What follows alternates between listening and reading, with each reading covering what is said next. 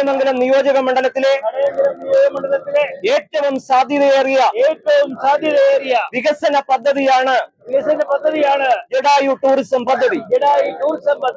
സർക്കാർ ചടയമംഗലത്തെ ജഡായു ടൂറിസം പദ്ധതി ഉൾപ്പെടെയുള്ള ടൂറിസം മേഖലകളെ സ്വകാര്യവൽക്കരിക്കാൻ ശ്രമിക്കുകയാണെന്ന് കോൺഗ്രസ് നേതാവ് മുരളീധരൻ. ചടയമംഗലത്തുകാരുടെ മാത്രമല്ല, കേരളത്തിലെ തന്നെ ജനങ്ങൾ ആഗ്രഹിക്കുന്ന ഒരു കാര്യമാണ്. എന്നാൽ ഇപ്പോൾ അതിലും ചില കള്ളക്കളികൾ സംസ്ഥാന സർക്കാരിന്റെയും ടൂറിസം വകുപ്പിന്റെയും ഭാഗത്തുണ്ടാവുക.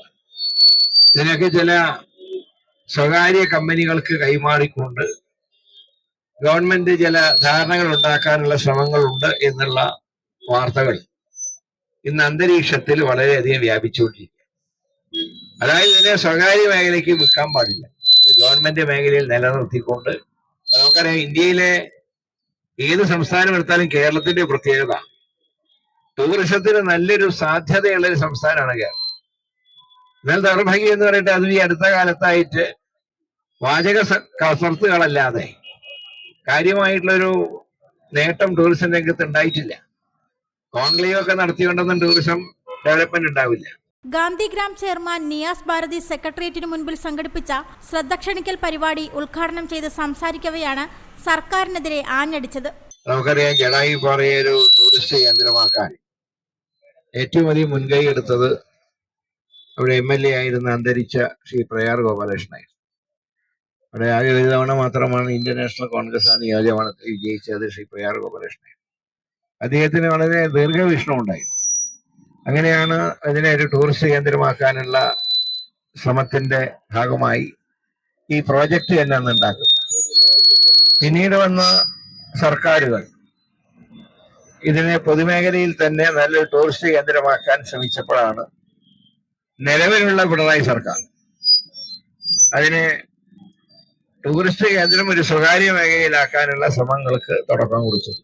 ജഡായു ടൂറിസം പദ്ധതി സർക്കാർ ഏറ്റെടുക്കുക, കടയ്ക്കൽ കേന്ദ്രമാക്കി താലൂക്ക് സ്ഥാപിക്കുക എന്നീ ആവശ്യങ്ങൾ ഉന്നയിച്ചുകൊണ്ടാണ് സെക്രട്ടേറിയറ്റ് പടിക്കൽ നിയാസ് ഭാരതിയുടെ നേതൃത്വത്തിൽ ശ്രദ്ധ ക്ഷണിക്കൽ പരിപാടി സംഘടിപ്പിച്ചത്. പൊതുപ്രവർത്തകരായ മഞ്ഞപ്പാറ സലീം, അൻസർ കടയ്ക്കൽ, അഡ്വക്കേറ്റ് അനൂപ് തുടങ്ങിയവർ സംസാരിച്ചു. നമുക്കറിയാം, ചടയമംഗലം നിയോജക മണ്ഡലത്തിലെ ഏറ്റവും വികസന സാധ്യതയുള്ള ഒരു ടൂറിസം പ്രൊജക്റ്റായി ലോകോത്തര ശ്രദ്ധ നേടുന്ന നിലയിലേക്ക് വിഭാവനം ചെയ്ത് 2004 ആരംഭിച്ച ഒരു പദ്ധതിയാണ് ജഡായു ടൂറിസം പ്രൊജക്ട്. ഇന്നത് തുടങ്ങിയതിനേക്കാൾ വളരെ ദയനീയമായ അവസ്ഥയിൽ കൂടെയാണ് മുന്നോട്ട് കൊണ്ടുപോകുന്നത്. ഗവൺമെന്റ് പ്രൊജക്റ്റായി ആരംഭിച്ച് 2001 AK ആന്റണി സർക്കാരിന്റെ കാലത്ത് ആരംഭിച്ച നടപടികൾ 2004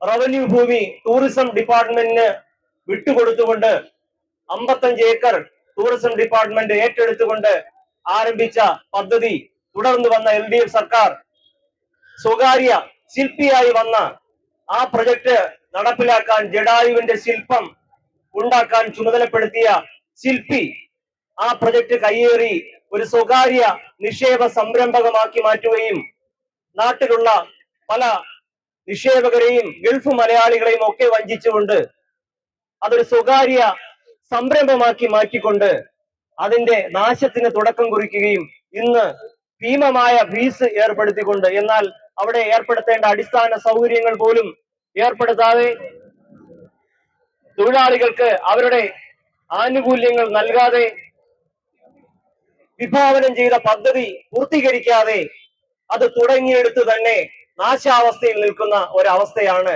ചടയമംഗലത്തുള്ളത്. റിപ്പോർട്ടർ സജി അഞ്ചൽ. മലയാള ഭാഷയ്ക്കും സാഹിത്യത്തിനും ഒരു സുവർണാദരവ്. അക്ഷരങ്ങളുടെ ലോകത്ത് ചരിത്രം കുറിക്കാൻ ഇൻഡിവുഡ് ഭാഷാ സാഹിത്യ പുരസ്കാരങ്ങൾ.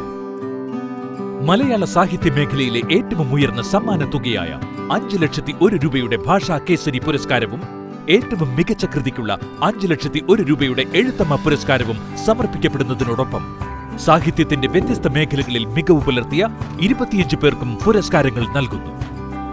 2026 ഫെബ്രുവരി 25 വൈകുന്നേരം 6:30 മുതൽ പുനലൂർ വാളക്കോട് ഏരീസ് കോംപ്ലക്സിൽ വെച്ച് നടക്കുന്ന ഈ സാഹിത്യ സാംസ്കാരിക മാമാങ്കത്തിൽ സാമൂഹിക സാംസ്കാരിക സാഹിത്യ രാഷ്ട്രീയ മേഖലയിലെ പ്രമുഖർ ഒത്തുചേരുന്നു. ഭാഷാ സ്നേഹികൾക്ക് ഇതൊരു അഭിമാന നിമിഷം.